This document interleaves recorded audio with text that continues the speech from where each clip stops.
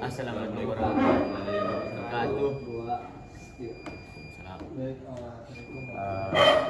Pada pagi hari ini kami dari kelompok 11 akan membuat video tentang modul 2 untuk percobaan 3.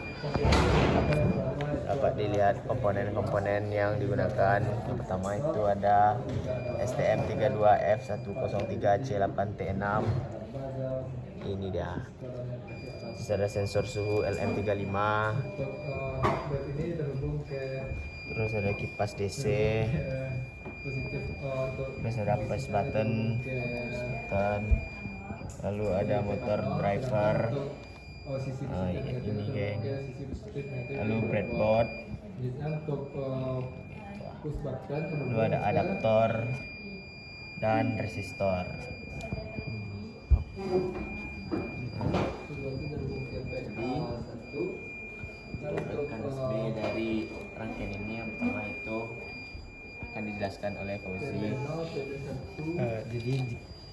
Untuk rangkaian ini pertama itu kita perlu merangkai seperti pada gambar percobaan, di mana kita menghubungkan dari sensor suhu ke STM.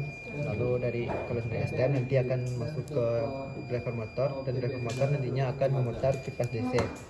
Nah, jadi ketika suhu yang dideteksi oleh sensor suhu ini kurang dari 27 derajat Celcius, maka kipasnya tidak akan hidup. Sebelumnya untuk flowchartnya itu kan kita pertama memulai, lalu kita inisiasi sistem, yaitu tadi dengan membuat rangkaian dan memasukkan program ke STM32. Nah, setelah kita selesai untuk memasukkan programnya, maka ketika sistemnya aktif, maka proses suhu akan mulai mendeteksi suhu yang ada di ruangan. Nah, jika LM35 atau sensor suhu tidak mendeteksi adanya suhu atau sistemnya tidak aktif, sistemnya tidak berjalan, maka kipasnya tidak akan hidup atau mati.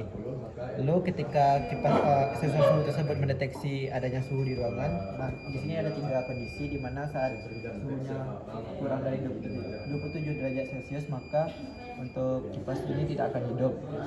Dan ketika suhunya dideteksi oleh sensor sebesar 27 sampai 35 derajat Celcius, maka kipasnya akan hidup dalam rentang 50% sampai 100% dari kecepatan maksimalnya.